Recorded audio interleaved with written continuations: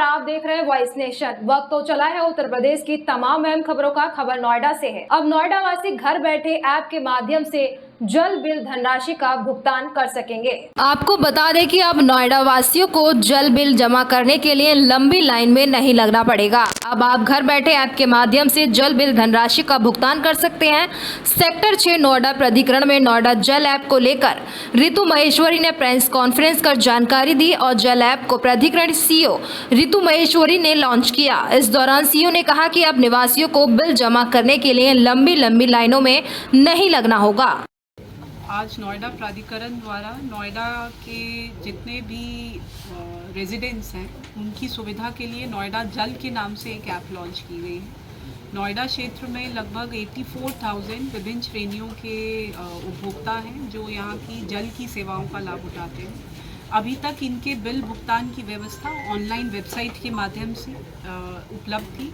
नोएडा जल ऐप जो आज लॉन्च किया गया है, इसका एंड्रॉयड वर्जन लाइव हो गया है, iOS वर्जन भी शीघ्र ही लाइव हो जाएगा। इसके माध्यम से कोई भी जो यहाँ का रेजिडेंट है जिसके पास एक जल का कनेक्शन है, वो घर बैठे UPI या फिर बैंक या RTGS ऑनलाइन पेमेंट उसके माध्यम से कर सकता है। साथ ही जो उस पूरे कंज्यूमर अकाउंट का पूरा पास्ट का पेमेंट है या करेंट ड्यूज़ है वो देख सकता है। तो पर्पस ये है कि उपभोक्ताओं को ऑफिसेज में जाके क्यू में खड़े होकर बिल्स ना जमा करने पड़े। वो अभी तक ऑनलाइन भी कर रहे थे, अब ऐप के आने से उम्मीद है कि ज़्यादा से ज़्यादा लोग इसका लाभ उठा पाएंगे।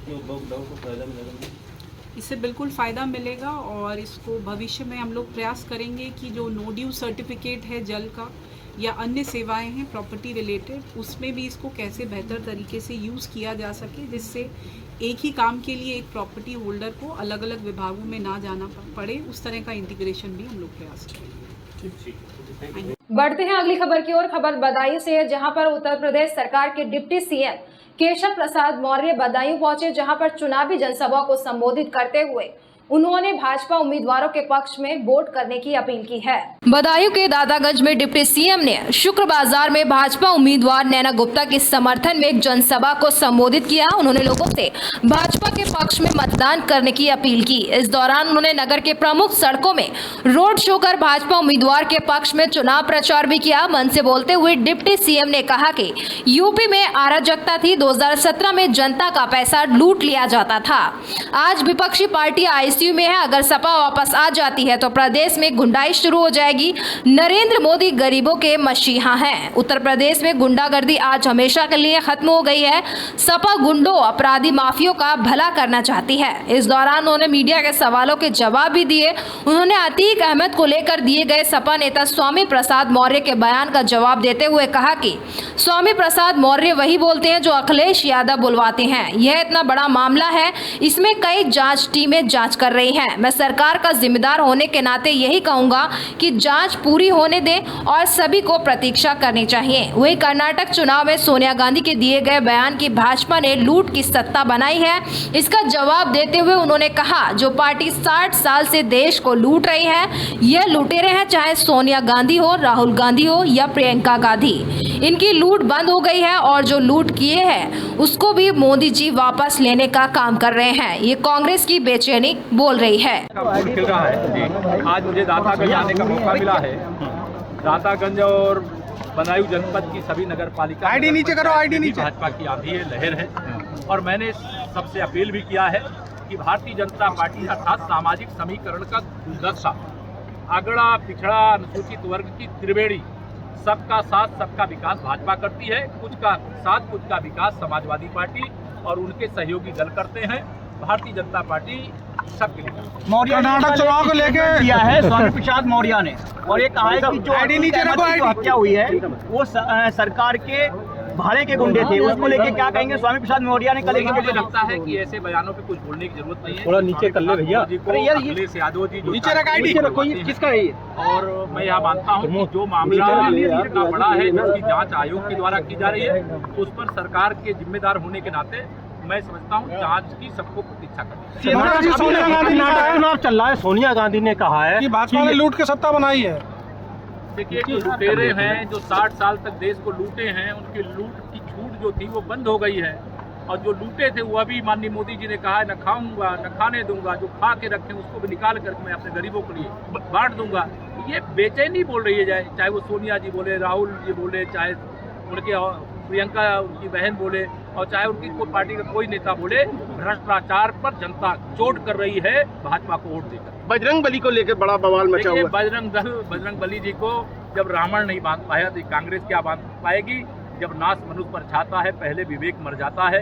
अब मुझे यही लगता है कि जाको प्रभु दारुण दुगदीना ताकि मति पहले हर लीना। अयोध्या में रामलला की जन्मभूमि है और कर्नाटक में श्री हनुमान जी की जन्मभूमि है।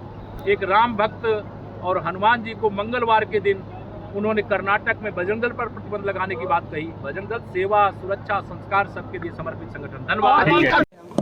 दातागंज और बदायूं जनपद की सभी नगर पालिका, नगर पंचायत में भी भाजपा की आंधी है, लहर है। और मैंने सबसे अपील भी किया है कि भारतीय जनता पार्टी अर्थात सामाजिक समीकरण का गुलदस्ता, अगड़ा पिछड़ा अनुसूचित वर्ग की त्रिवेणी, सबका साथ सबका विकास भाजपा करती है। कुछ का साथ कुछ का विकास समाजवादी पार्टी और उनके सहयोगी दल करते हैं। भारतीय जनता पार्टी सबके लिए काम करती है। मौर्य जी कल एक स्टेटमेंट दिया है स्वामी प्रसाद मौर्य ने, और एक कहा है कि अहमद की जो हत्या हुई है वो सरकार के भाड़े के गुंडे थे, उसको लेके क्या कहेंगे स्वामी प्रसाद मौर्य ने? देखिए, मुझे लगता है कि ऐसे बयानों पे कुछ बोलने की जरूरत नहीं है। श्री स्वामी प्रसाद मौर्य जी को अखिलेश यादव जी जो चाहते हैं वही बुलवाते हैं।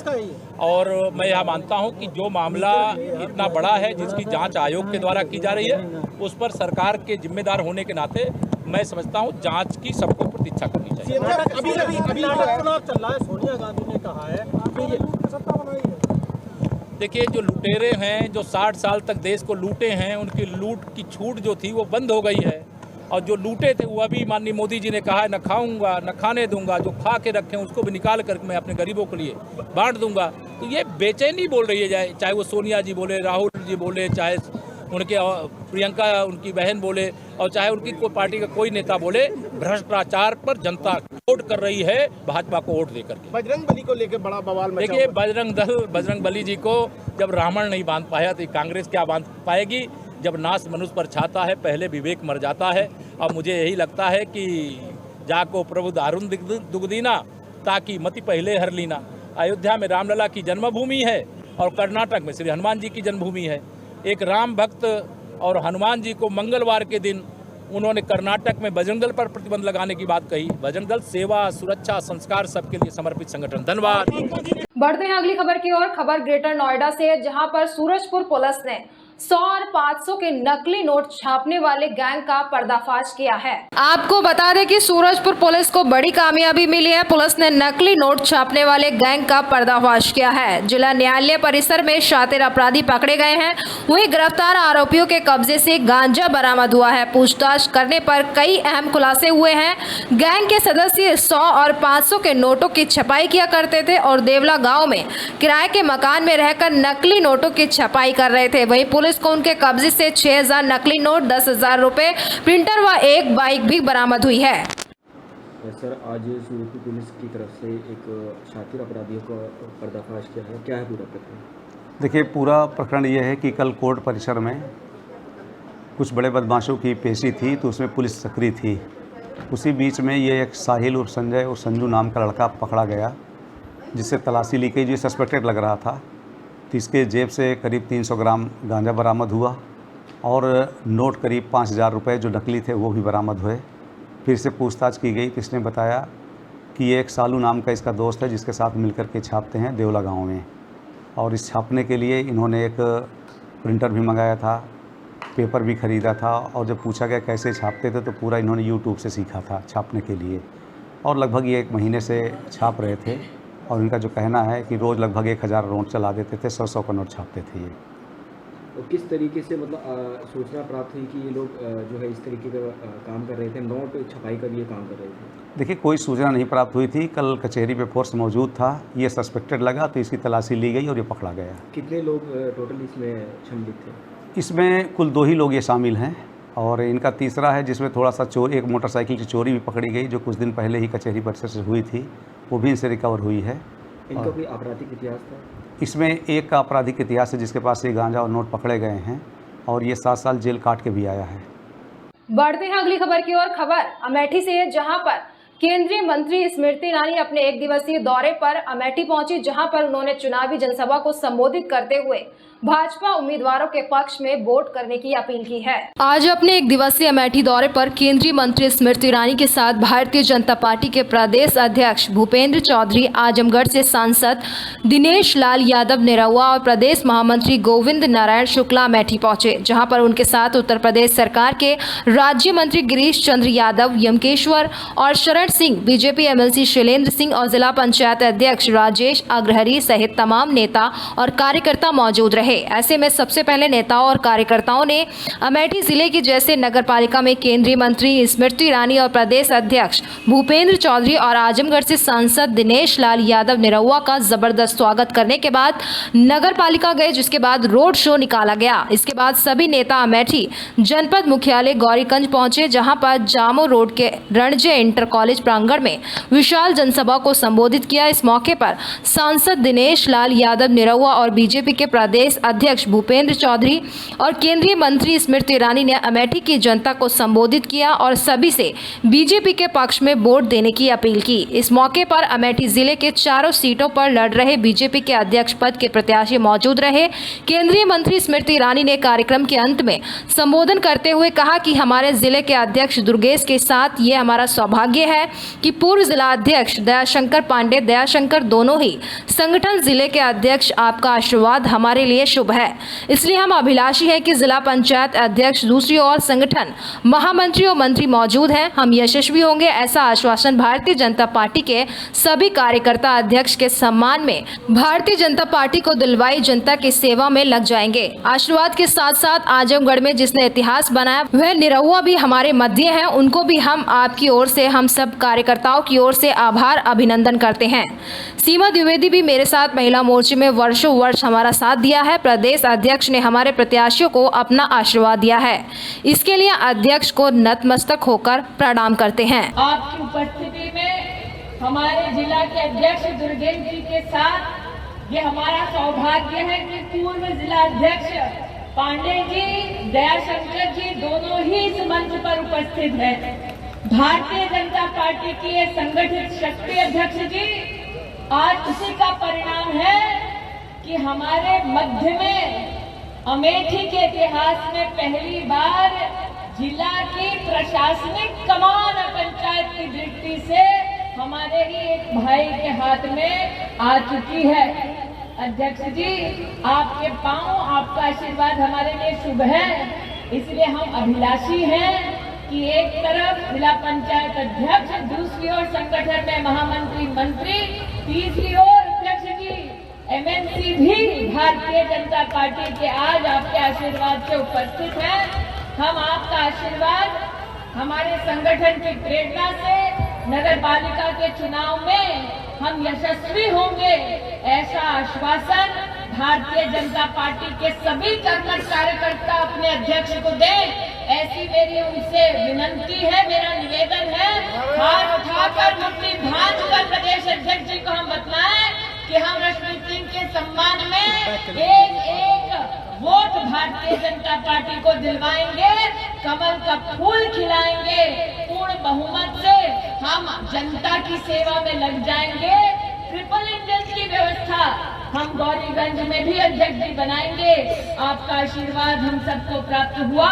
आज आपके आशीर्वाद के साथ साथ आजमगढ़ में जिसने इतिहास बनाया वो निरहुआ भी हमारे मध्य आया, उनको भी हम आपकी ओर से, हम सब कार्यकर्ताओं की ओर से आभार व्यक्त करते हैं, अभिनंदन करते हैं। गिरीश जी का ये पहला चुनाव होगा प्रभारी के नाते अध्यक्ष जी। सीमा द्विवेदी मेरे साथ महिला मोर्चा में वर्षों वर्ष विपक्षी दलों को घेरती आई है। आपने संगठन के संरक्षण के लिए दो जाबाज नेता जौनपुर से हमारे समक्ष, हमारे समर्थन में हमें उपलब्ध कराए हैं। हम सब अमेठी के कार्यकर्ता एक बार फिर अध्यक्ष जी आपके अध्यक्षीय स्वरूप में आपके पहले आगमन पर आपका अभिनंदन करते हैं और हमारे प्रत्याशियों को आपने अपना आशीर्वाद दिया, उसके लिए अध्यक्ष जी नतमस्तक होकर आपको प्रणाम। और दीदी ने मुझे आशीर्वाद दिया था कि जाओ भैया आजमगढ़ भी तुम्हें आशीर्वाद देगा और निश्चित रूप से वहां कमल खिलेगा और दीदी के आशीर्वाद से ही वहां भी कमल खिल पाया। तो मैं आज आप लोगों के बीच में आया हूं सिर्फ ये निवेदन करने के लिए कि आप सब जानते हैं कि जब आपने प्रचंड बहुमत से देश में दोबारा हमारे पूजनीय प्रधानमंत्री जी को प्रधानमंत्री बनाया तो भारत का डंका पूरे दुनिया में बजने लगा। ये बात सही है कि नहीं है? एक समय ऐसा भी था कि जब कोई दिक्कत परेशानी आती थी तो हम लोग किसी और देश की तरफ देखते थे, पर हमारे पूजनीय प्रधानमंत्री जी हमारे देश का डंका ऐसा बजाए हैं कि अब दुनिया में कहीं कोई परेशानी आती है तो दुनिया भारत की तरफ देखती है कि भारत हमारी मदद करेगा। ये है कमल और भारतीय जनता पार्टी का कमाल। और सच में हर परेशानी का एक ही समाधान और वो है कमल का निशान। आप लोगों ने जब प्रचंड बहुमत से उत्तर प्रदेश में पूज्य योगी आदित्यनाथ महाराज जी को दोबारा सीएम बनाया तो आप देख रहे हैं कि बुलडोजर बाबा चाप रहे हैं, बुलडोजर बाबा चाप रहे हैं, माफिया हाँफ रहे हैं। अरे गाड़ी नहीं पलटना बाबा, एक ही राग बिलाप रहे हैं, बुलडोजर बाबा चाप रहे हैं, माफिया हाँफ रहे हैं। तो अगर आप चाहते हैं कि बुलडोजर बाबा ऐसे ही चापते रहे, गुंडे माफिया ऐसे ही हाँफते रहे, तो चुनाव कोई भी आए आप मुहर कमल के निशान पे ही छापते रहे। बोलिए भारत माता की, भारत माता की जय जय श्री राम। बहुत बहुत धन्यवाद। बढ़ते हैं अगली खबर की ओर। खबर गाजियाबाद से है, जहां पर चुनाव को लेकर AIMIM पार्टी ने प्रेस वार्ता करते हुए विपक्ष पर जमकर निशाना साधा है। गाजियाबाद के लोनी में चुनाव को लेकर AIMIM पार्टी ने की प्रेस वार्ता, विपक्ष पर साधा जमकर निशाना और कहा कि बसपा के पार्टी के प्रत्याशी को कोई बैठाने को तैयार नहीं है। बसपा पार्टी के प्रत्याशी जगह जगह रोते बिलखते हुए नजर आ रहे हैं। लोनी विधानसभा चुनाव में बसपा पार्टी हारने के बाद इनका वजूद खत्म हो चुका है। AIMIM पार्टी के जिला अध्यक्ष डॉक्टर मेहताब अली ने बताया कि विपक्ष के पैरों के नीचे से जमीन खिसकती नजर आ रही है, जिनको करारा जवाब देने के लिए हमारी पार्टी के प्रत्याशी वकीला मुस्लिम बिल्कुल तैयार है। हम जीत की ओर बढ़ रहे हैं। 2023 में हम लोनी नगर पालिका पर अपना परचम लहराने का काम करेंगे। आपको बता दें कि लोनी नगर पालिका में बीजेपी ने अपना प्रत्याशी पुष्पा देवी को और राष्ट्रीय लोकदल पार्टी ने रंजीता धामा को, बसपा पार्टी ने महरीन अली को, चारों ही प्रत्याशी इस समय चुनावी दौड़ में नजर आ रहे हैं। वहीं दूसरी तरफ बात की जाए आम आदमी पार्टी, कांग्रेस या अन्य पार्टी की, तो उनका दूर दूर तक कोई वजूद नजर नहीं आ रहा है। सबसे पहले मैं सभी पत्रकार बंधुओं का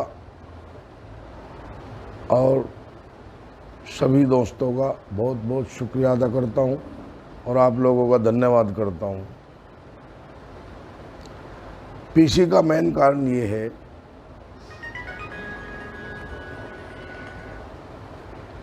कि लोनी नगर पालिका का चुनाव प्रचार कल शायद पूरा होने जा रहा है 5 बजे। हर प्रत्याशी अपनी अपनी दौड़ में है, लेकिन मैं समझता हूं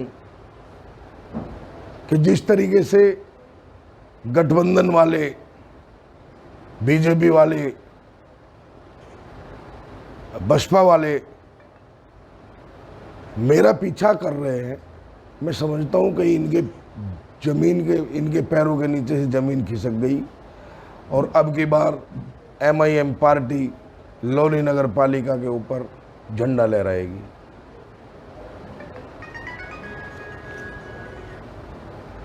दूसरी पार्टियों को क्या संदेश देना चाहिए?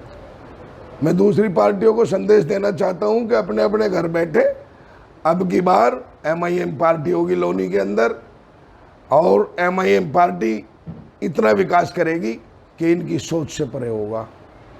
जैसे हमेशा यहाँ मैं समझता हूँ कि बीजेपी का चेयरमैन रहा, फिर मैडम आई, वो भी बीजेपी की रही, पहले डॉक्टर विनोद बंसल जी थे, वो भी बीजेपी से रहे। और क्षेत्र का आप विकास देख सकते हैं अपनी आंखों से। आप तो पत्रकार हैं, आप गली गली जाते हैं, गली गली आपको A to Z सब विकास का पता है।